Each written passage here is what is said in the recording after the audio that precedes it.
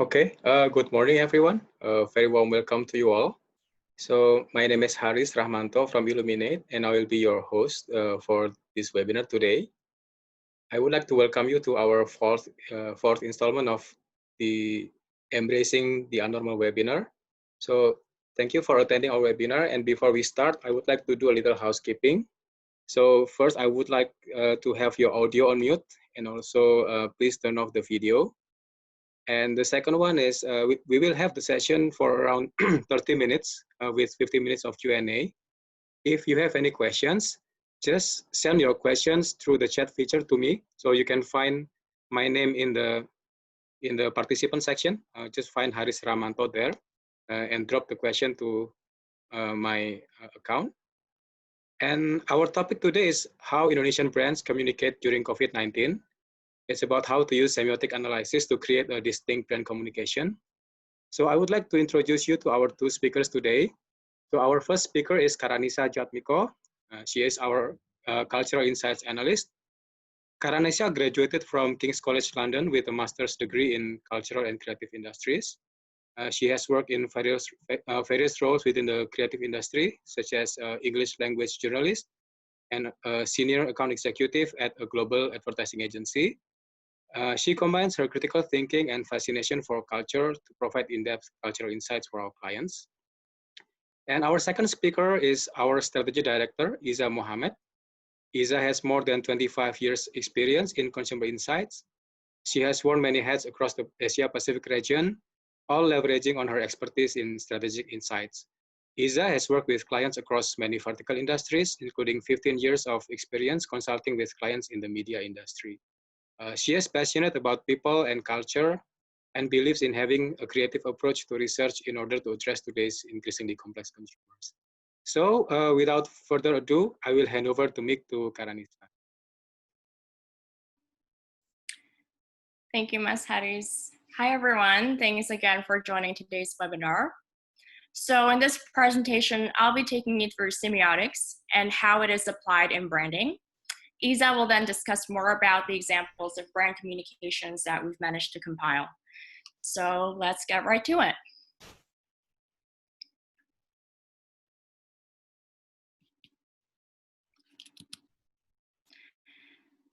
So we all know that the global pandemic has affected how people think and behave in their daily lives, and that within a short period of time, a lot of things have changed.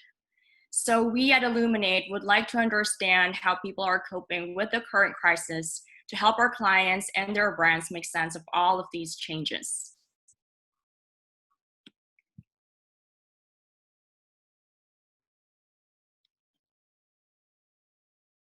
If we can go through to the next slide, please.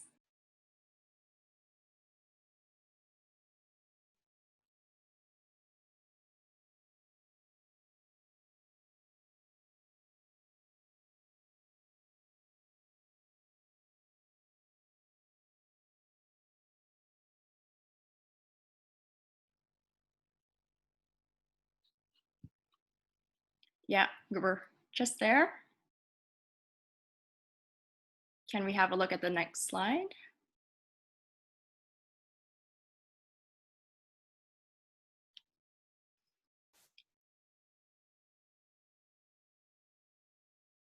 Can you see the next slide?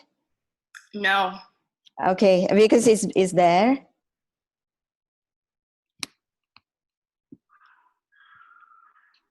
It's there? Yeah, it is there. Okay, so I'll just go through it, yeah, if it's there. Yeah. Okay, so here is a quick overview of what we've covered so far in our series of webinar. First, we've talked about Indonesian sentiments on COVID-19 and how to help consumers regain control. We've also covered how Indonesian consumers create meaning through foods and beverages, where we use the semiotics approach. And lastly, we've talked about whether new behaviors will last in a post-pandemic world. So these three topics mainly focus on consumers, and therefore this time around, we think it would be interesting to talk about brands and find out what they've been doing so far or the kind of messages that they've been using to communicate with consumers. Next.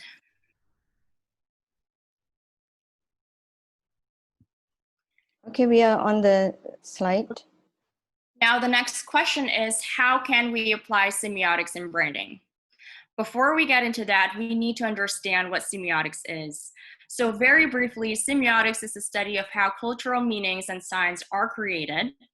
It is essentially a way of thinking and a way of understanding how the culture we live affects the way we think, feel, and behave. So within the context of branding, semiotics looks into how culture affects the way brands represent themselves to consumers. Because there's no way we can actually think about brands without understanding the culture that revolves around them. So in the diagram here, we can see the relationship between culture and brands, and what actually connects the two is the signs that carry meaning. In this way, culture affects how brands are shaped, but it's influencing how culture progresses over time. And by understanding the meaning of signs and symbols within a relevant cultural context, semiotics can identify whether a brand aligns with that particular cultural context. And by then, it can help increase the brand's relevance.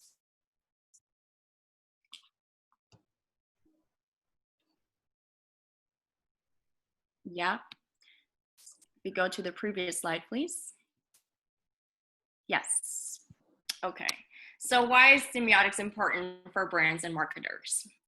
First, we need to understand that semiotics offers an outside-in approach that is different from the typical qualitative methods which tend to use an inside-out approach. So what this means is that when we use semiotics, we turn to cultural signs and symbols around us that we unconsciously interpret all the time. So these signs can be found in television, ads, billboards, or even music videos. Whereas when we use qualitative methods, we turn to consumers' perspectives. Second, we analyze the signs that consumers are exposed to, which in turn shapes consumers' understandings of the world around them.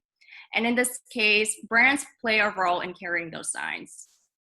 Lastly, the benefits of applying semiotics is that it is rooted in consumers' everyday experiences. Hence, it helps marketers create communication or branding strategies that are meaningful for consumers.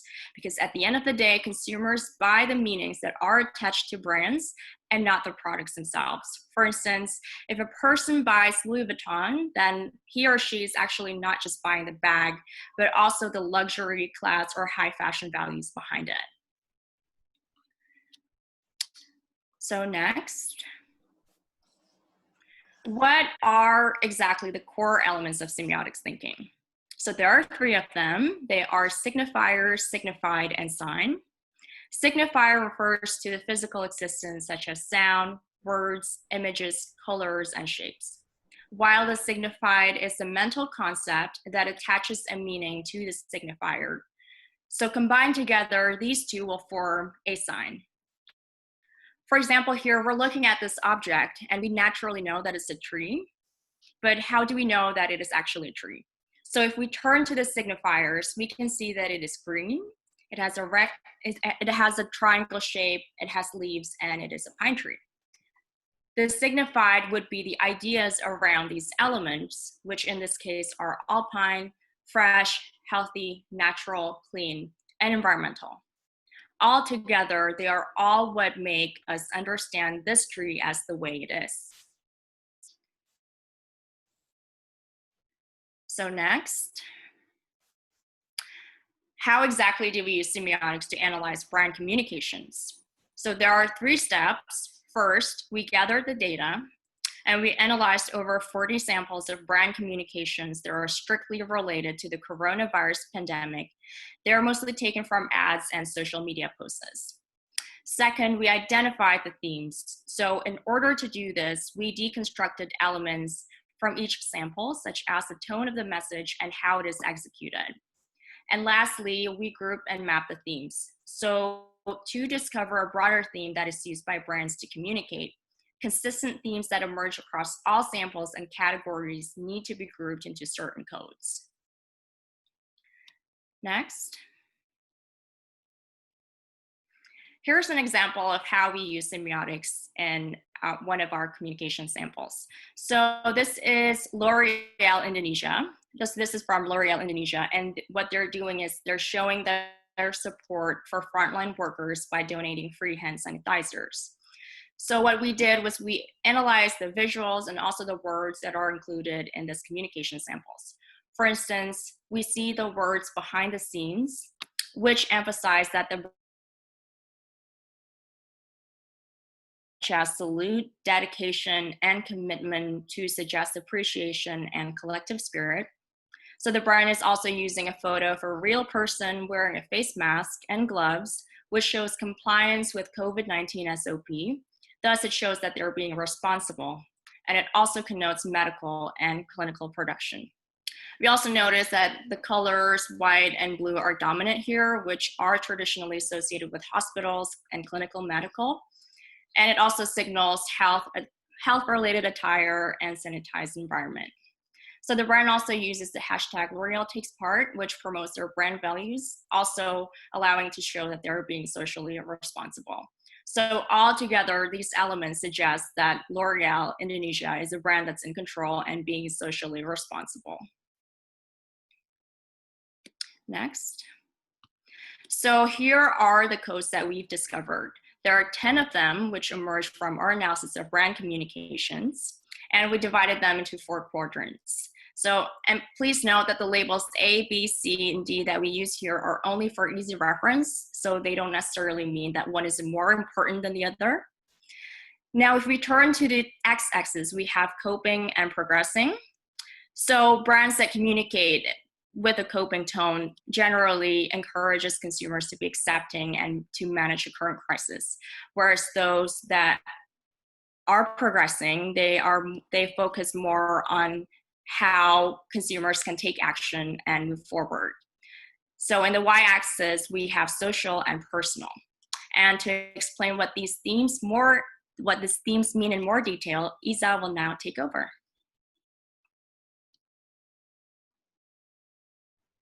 Thank you, Caranissa. So let's see the first code. Now this code, social responsibility and charity, sits in the quadrant A. And this code is about communicating the spirit of solidarity and support for the community. Now, the brand, this can be done through initiatives such as donation drives, as what has been done by Unilever brand here, where Unilever organized this campaign for their employees to donate their lunch to the healthcare workers as a show of appreciation. So in this case, the brand undertakes a more serious tone to emphasize caring and generosity. And we've seen a lot of categories, using this code, such as in personal care and corporate level. And in this case, brands can also use their category authority, to actually highlight, their expertise. Next.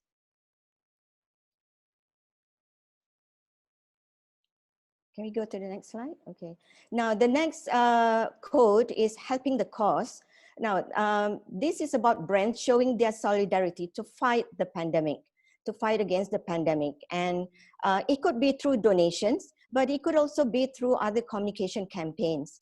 The whole idea is to actually help the frontline workers and encourage the citizens to actually comply with the rules, or to stay at home, for example, or to work from home and continue with their hygiene habits. Now, one example here we can see is, what Indomie has done, the I Don't Mudik, where they would supply the kardus thank you for people who actually do not go home and for mudik. As we know, mudik is a very significant event within Indonesian culture itself. So in this case, the brand shows their understanding and of this culture and try to help the people, by providing these kardus. Another one that we can see is, Lindungi Pahlawan. This is organized by Kopi Kenangan, the campaign where they give free hazmat suits for frontline workers to lindungi the pahlawan, or to protect the healthcare workers or the frontliners, where they donate free coffee, and give them rapid tests. So the categories communicating this in this space that we've seen is retail, F&B, logistics, and personal care. Next. Now, the next quote that we see is celebrating everyday heroes. We see this a lot in global campaigns, in many countries. It's also happening in Indonesia, where we see some brands actually come out with communication campaigns revolve around these quotes, using these quotes. It's actually about placing the frontliners at the forefront. It's about celebrating them as the hero and the new role models. And in this case, brands and media actually bring them to the forefront. That now we see a lot of frontliners or even everyday heroes, everyday the workers out there who expose themselves to risk, and put them in the forefront of their campaign. For example, what Gojek has done here is highlighting them in their campaign to show gratitude for their drivers who've made it easier for people during this tough period. So the tone and execution of the campaign, for using this code is very much appreciative. It's all about expressing gratitude for these heroes. Now, very interestingly, the terms that they use are often very complimentary or very is kind of elevating the status of these everyday heroes, such as they use the word heroes or they use pejuang hidup. We've seen this from some of the communication campaigns. So some of the categories that communicate in this space is F&B, logistics, and vitamins. Can we go to the next one? Okay, now the next one is about we are in this together. Now, the whole idea of this code is about collective spirit. It's like, it's a way of the brand reminding people that you're not alone, that we are with you, and together we can get through this. So the whole spirit of the campaign is about togetherness, where the brand tried to bring people together and reassure the consumers that although we are restricted, being at home during this tough period, that we'll get through it eventually. Now, one good example is Telkomsel, where they released a song conveying the spirit of togetherness, encouraging people that, to be there for each other. So interestingly, the words that they use, aku, dia, dan juga kalian. So it's very, it's collective in terms of the meaning that they're trying to convey. And the tone is very much uplifting, is optimistic, and very positive for the community. And we see this being used by brands in the telecom space, personal care, and logistics as well. Next. Now, the next code is facilitating connections with others. Now, this is about brands bringing the, reminding people that although you are alone at home, that you can still connect with others. So the role of the brand here is trying to facilitate social interaction, even when people are being physically apart. So the theme is very much revolves around crossing, like going beyond borders. For example, the XL campaign here talk about a video call, style in the format that shows Indonesians connecting, online during Lebaran, because this year, we don't celebrate Lebaran in a normal manner or in a typical way. So brands are using this opportunity to remind people that although you are at home, we can still interact with each other and celebrate Lebaran. So in this case, online interactions are key. And we've seen this being used in campaigns by telcos and also a few F&Bs. Yeah. Next. Now the next code is creativity and innovation at home. This is about entertainment. It's about reminding people, the brand remind people that, you can be creative. Although you're at home, try to look at things, different way. You can have fun in a different manner. Although you can no longer go out and have fun with your friends, you can still be at home and have fun. So we see a lot of, in terms of execution, a lot of DIY execution. where brands themselves actually use DIY aesthetics in their communication. So we see a lot of cartoons being used, a lot of animations. And for example, Grab Indonesia here use sock puppets. So it's very DIY, encouraging people to actually, come up with a video, just for fun, about the sock puppets. So the spirit is very much about fun, and even Ramadan itself, is encouraging people to actually be creative and look at a different way of celebrating Ramadan. And in this case, we see this code being used in logistics, telco, and apparel. Next. Now, the next one is kindness and empathy. Now, this is also a code which is very dominant that we see in Indonesian culture. It's about reminding people to be selfless and to be aware of other people's condition. Is sort of trying to foster the spirit of kindness among the people. So the communications tend to be very warm and friendly, and this is actually communicated through the colors or the words being used, even the topic that they want to discuss about. For example, some brands are championing the causes for the the segments which are left unnoticed or the minorities, such as Kopi Kenangan championing, the kebun binatang, the animals. Because of the pandemic, the zoos actually don't receive a lot of visitors. So they are encouraging people to donate for the well-being of the animals. So in this case, it is all about reminding, it's not just about us, it's about other people as well. So that's the spirit of the communication campaigns. And we see this being used in F&B, telco, personal care. Quite a lot of brands actually are using this code in their communications. Next. So the next one is making the most of the situation or making do. Now, this is where the brands encourage people to look at things in different perspective, sort of reframing the current issue, current negativities around us, and look at things in different way, making the best of the situation. And at the end of the day, it's all about being resourceful. It's about encouraging people to use their time at home and whatever limitations that we are facing right now, and be more resourceful and make use of what we have. So in this case, the brand is encouraging people to be more creative, to be more innovative. And the brand themselves, is using this opportunity to use different way to create, to engage with their, with their consumers.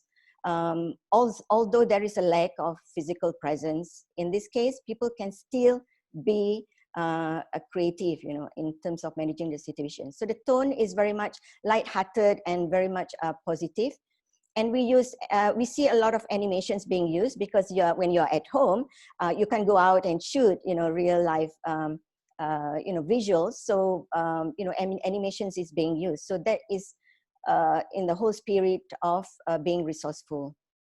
So we see this being used in startups, by startups and also personal care categories as well. Next. Now, the next one is about expressing gratitude.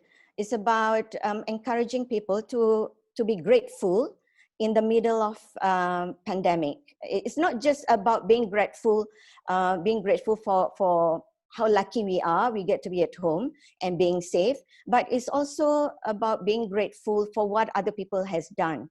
So a lot of brands have actually used this code to communicate to their consumers, by highlighting the hardships and challenges faced by the medical workers while fighting against the virus. So one example is the Click Doctor, where they get the medical workers explaining the hardship and challenges that they face in fighting the virus. So it's sort of reminding the audience that, oh, how lucky are we to, that we get to be at home, that we have these people to ensure that we are safe.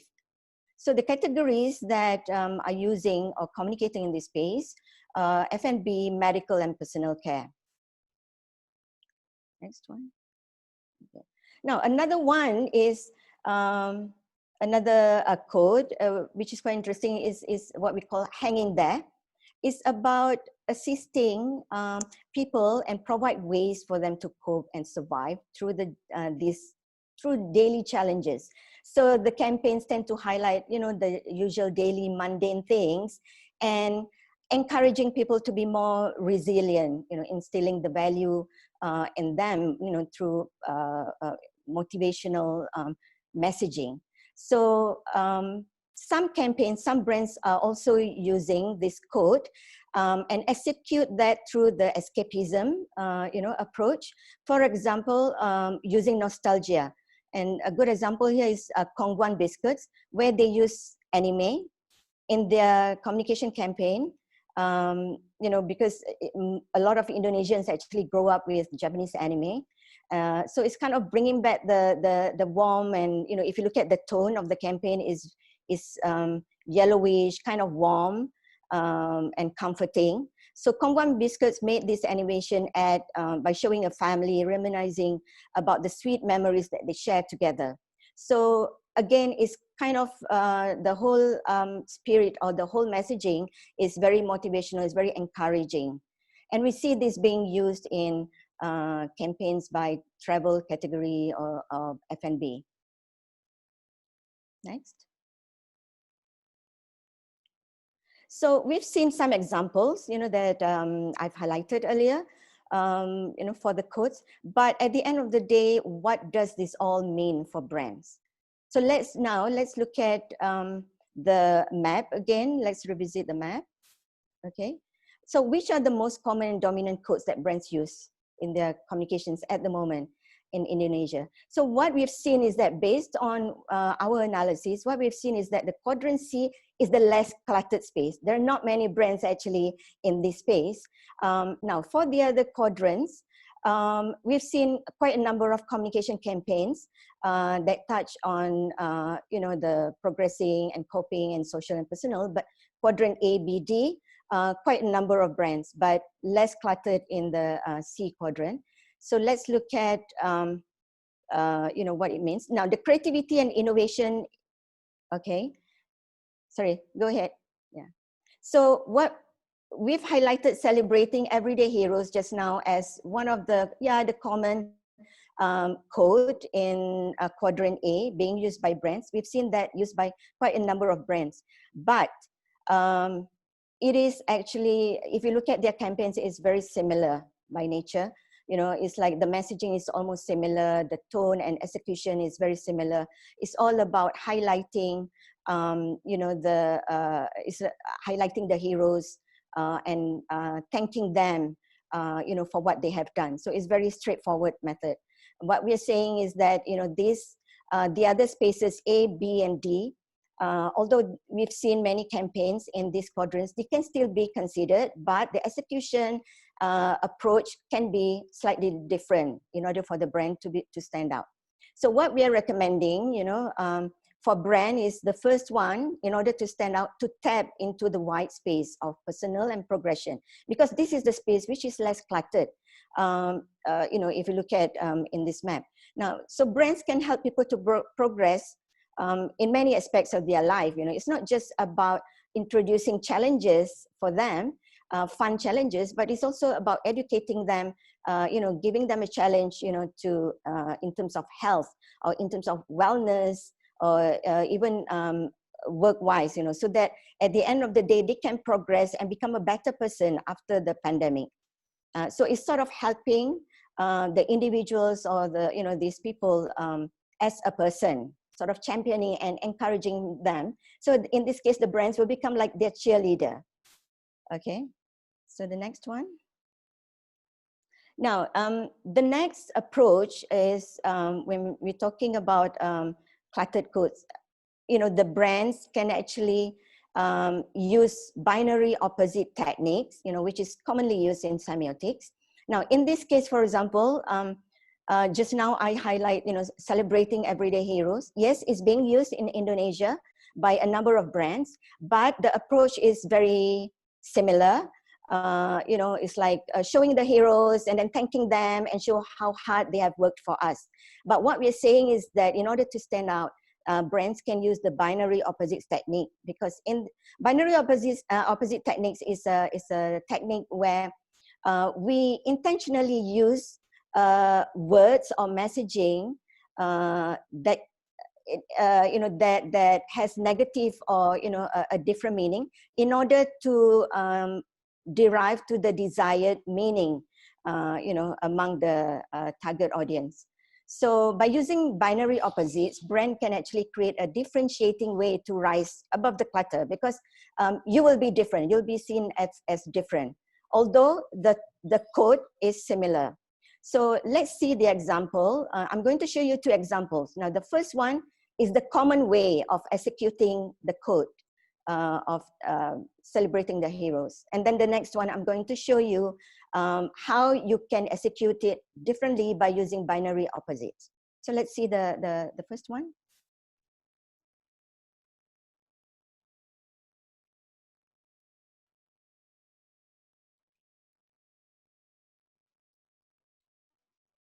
Can we see the campaign, Caris? Okay, so this is the common approach. Nama aku Ade. Aku mau cerita tentang mamaku. Mamaku seorang perawat. Kerjanya di rumah sakit. Dan biasanya pakai baju kayak gini. Tapi mama sekarang jadi sering gak pulang. Tadi mama kirim foto. Mama lagi pakai baju astronot. Katanya lagi banyak orang sakit. Adek kangen mama, pengen sahur dan buka puasa bareng. Tapi kata mama, adek harus sabar. Di rumah aja, mama lagi berjuang bantuin orang-orang yang sakit. Mama adek tidak sendiri. Saat kita beraktivitas di rumah, ada banyak yang meninggalkan keluarga demi berjuang, bahkan saat Ramadan. Berjuang untuk keluarga, berjuang untuk sesama, berjuang untuk Indonesia. Terima kasih para pejuang hidup. Tetap semangat, tetap sehat, demi Indonesia yang terpulihkan. Kesulitan ini pasti akan berlalu, asal kita saling membantu. Bersama, kita kuat hadapi hari-hari yang berat. Fatigon multivitamin, bantu jalani hari pejuang hidup.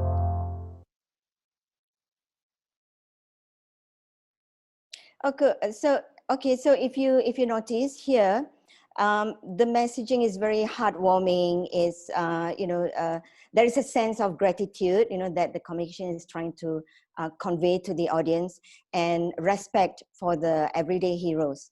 So this is what we mean by the common approach in executing the code. But let's look at a different approach of executing the same code, but in a different approach.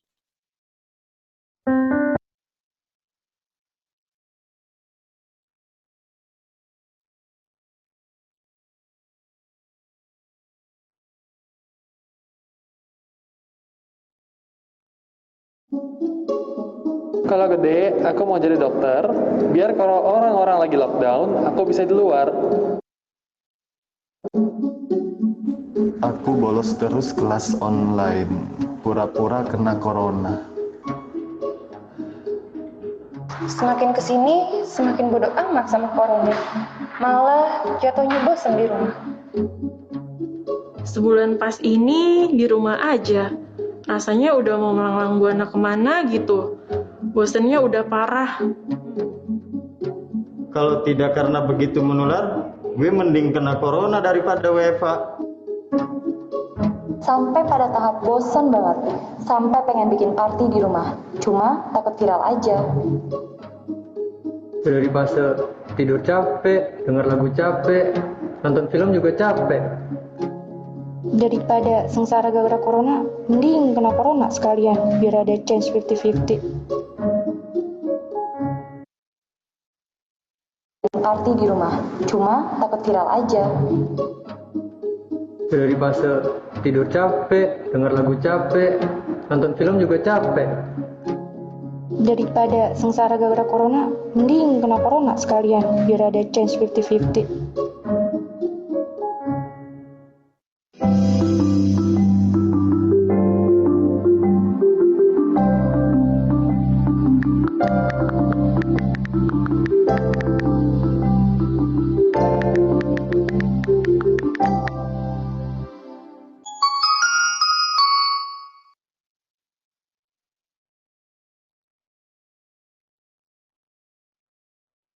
Okay, thanks, Haris.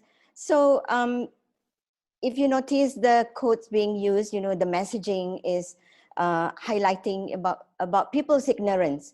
So it's like when you tell us, you know, when these people, the healthcare workers who are busy taking care of us, highlighting all this ignorant messaging from people, is kind of trigger a different appreciation for what they have done, you know, appreciation among us for what they have done. So but the lack of empathy and the selfishness of the people out there, and with the intention of triggering the you know, the gratitude among us as the audience.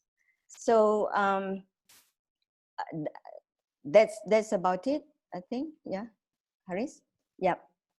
So that wraps up the presentation. If you have questions, you know, we're happy to answer the question. Thank you, Isa. So if you have any questions, just send it through the chat feature to me.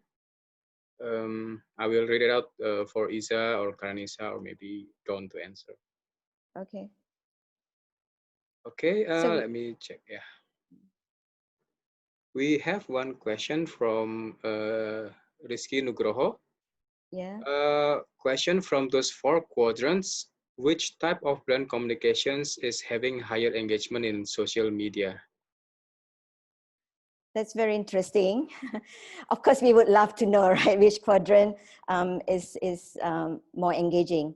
And I'm sure that can be done, but I think for this exercise, we did not do this. We did not do any form of measurement.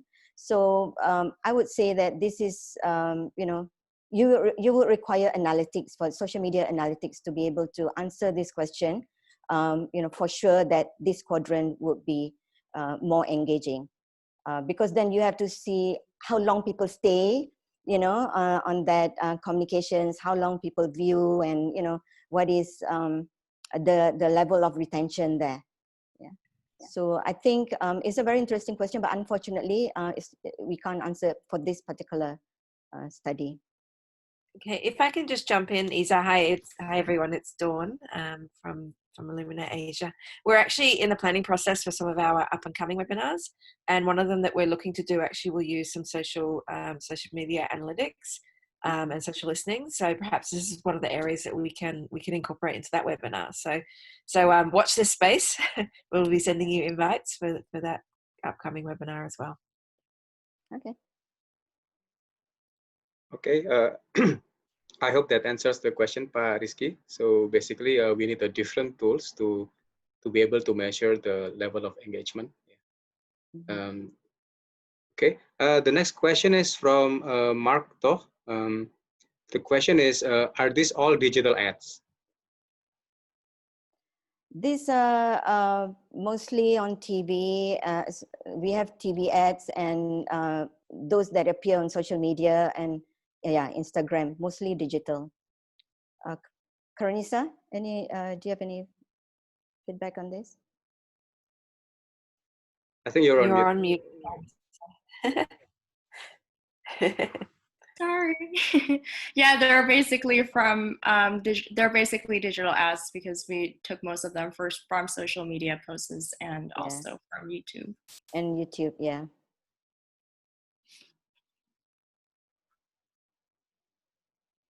Okay, any other questions from the audience?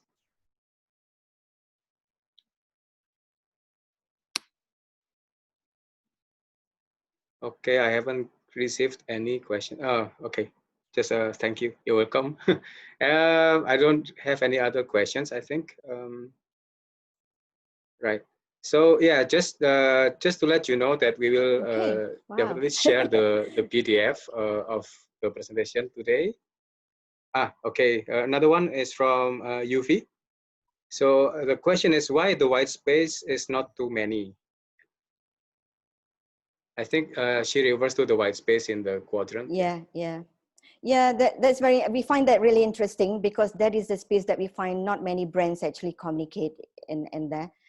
Perhaps because, the assumption is that a lot of brands now are focusing on the current crisis, and the immediate thought is how can we address this issue collectively. So the white space is within the personal and progressing, quadrant. Is encouraging people to be, as an individual, to progress and move forward. So we suspect because a lot of brands now are focusing on, okay, let's do this, let's show our support through this initiative, donations and all that. So yeah, but this is an opportunity for brand actually to enter this space. I mean, I think I agree, Isa, there on that one, just to comment. I think it has been up to date very much about kind of coping and struggling through this like really strange time and this, this worrying time.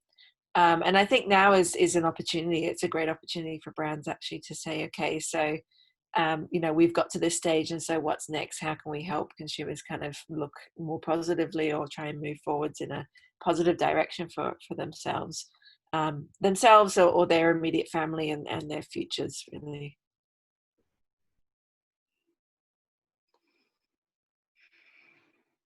Yeah, I hope that answers the question. The next question is from Rizky Faisal again. What is the better approach for semiotics technique for advertising? Is it in the evaluation or in the development stage? Well, I suppose semiotics approach can be used at, in many stages when it comes to brand communication.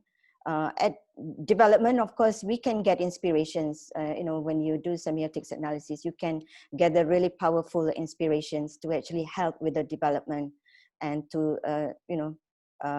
spur on, the ideas, to move forward with the campaign. So I would say that, we can use that in many stages. Yeah. Do you want to add, John?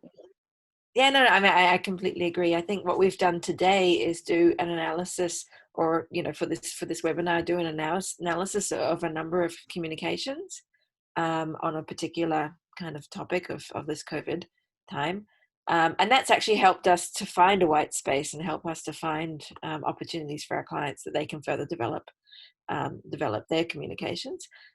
We also use semiotics and cultural studies sometimes to look at what's happening in a category or what's happening in the broad culture, which again can help with advertising development for our clients as well. Yeah, just maybe just to add that the example that you see from today's webinar is helpful to do development if you want to find ideas for advertising or communications that maybe is different or unique from any advertising out there today about COVID-19. And we can also do it for evaluation, like analyzing what are the elements in the advertising that is unique or that is using two dominant ideas or codes. Yeah. To add on to that, what makes a certain communication stand out, for example? What makes a brand, the other brands, the competitor brands stand out? What elements are they using in their communication? So it's kind of evaluating their communication to help us in our communication. Okay. Also from Pak Rizky Faisal, and could you share the best practice in doing semiotics technique?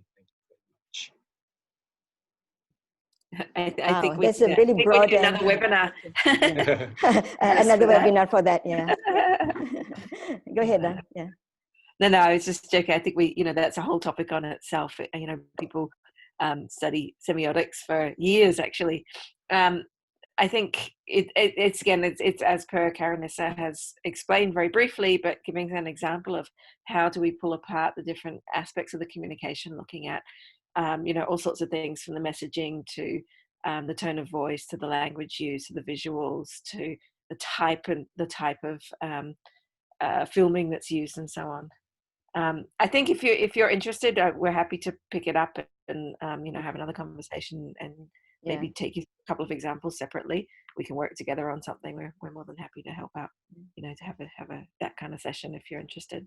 Yeah. So to add on to that, you see the technique, or it's very elaborate. It's pretty elaborate, in terms of the process. But I think every marketers and every brand managers can actually use the semiotics thinking if we start looking at things around us, communications around us, and really look at it from cultural perspective.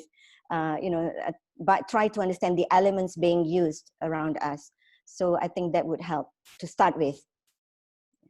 Yeah, thank you.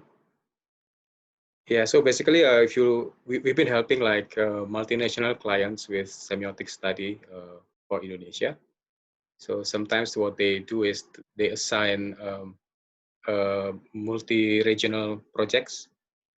So to understand the difference between the culture within each country, to understand whether the communication that is used globally will work in certain countries. So that's one of the practice. Yeah. Okay. Next question is from Jihan Putra. Binary opposites is really interesting. Thanks for the information. Do you think consumer from all age or segment can understand the message from this type of ads? Because I see that the message may not be seen right away. May it just for certain segments such as millennials? Well, I suppose it depends how you execute that. It could be pretty high level for some segments of the society. But at the end of the day, it depends on the objective of the brand, who they want to target. But if they plan, like what you say, millennials, perhaps it will be much easier for them to understand. But if you're talking about the people, it depends on the words that we use as well in the campaign, in the communications. So it could look pretty high level, but if we use, simple words, perhaps, the people can understand from the lower SES. I mean, I don't think it has to be complicated as such. Yeah. One good example of this is the Unilever campaign that was "Dirt is Good," if you remember, for washing powder. And prior to that, everyone is always about you've got to get rid of germs, you've got to make everything very clean. And actually, they turned it on its head and actually said, well, actually, dirt is good. Let your kids run around outside and get dirty. We've got your back, kind of thing. We'll help you clean it afterwards. And my understanding, and I know we have a couple of Unilever clients on the call now, but my understanding is that campaign, the Dirt is Good, which is global campaign, did really, really well, and it resonated so well with mums, with housewives around the world. So I think that's a good example of where it doesn't have to be too complicated or difficult for consumers to understand. It doesn't have to be words. It could be the visuals that we use in the campaign. Yeah, the actions themselves.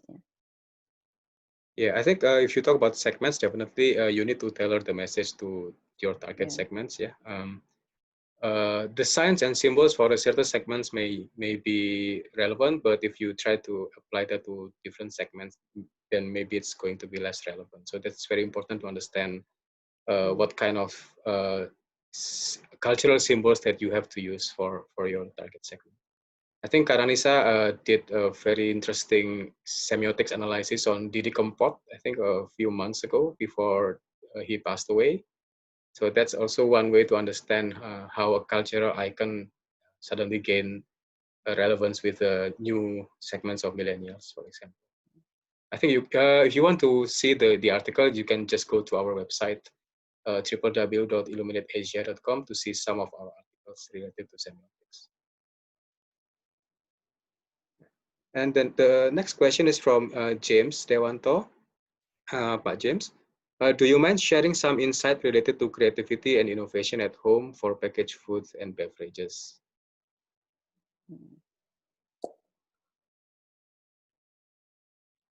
Caranissa, maybe you can share some campaigns or communications in this space.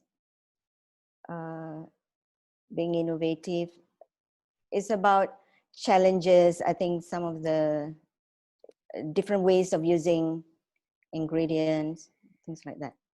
Wait, I'm just looking at the slides.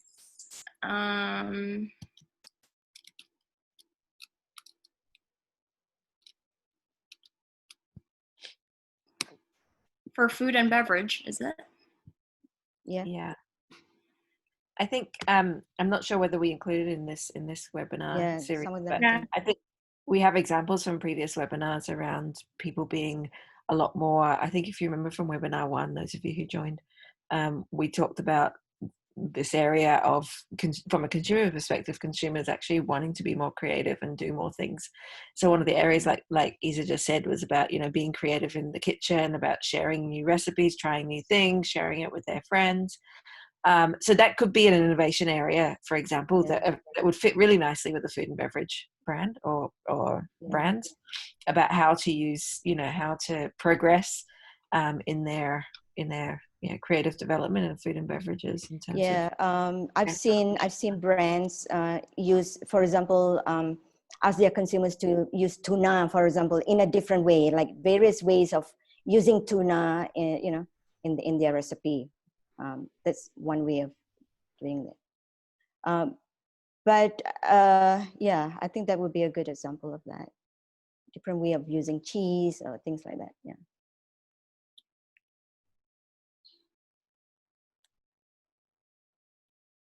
I think we can send you our second webinar documents. It's talking specifically on the foods and beverage consumption on the pandemic. Yeah, in case you were not there at that webinar. Okay, I think there are no more questions. If you do have questions, just drop us email. Yeah. We can also share you our past webinars as well. We also have the YouTube channel for it. Yeah, so you can just subscribe. So I'm feeling like a YouTuber right now. Yeah. Okay. Thank you very much for attending our webinar. We will inform you for our next topic, but just for a hint that we will use social listening as the tools for the next webinar. Yeah. So stay tuned to our emails and updates for the next webinar. Thank you very much for attending and have a nice day. Thank you, everyone. Bye. Everyone, bye.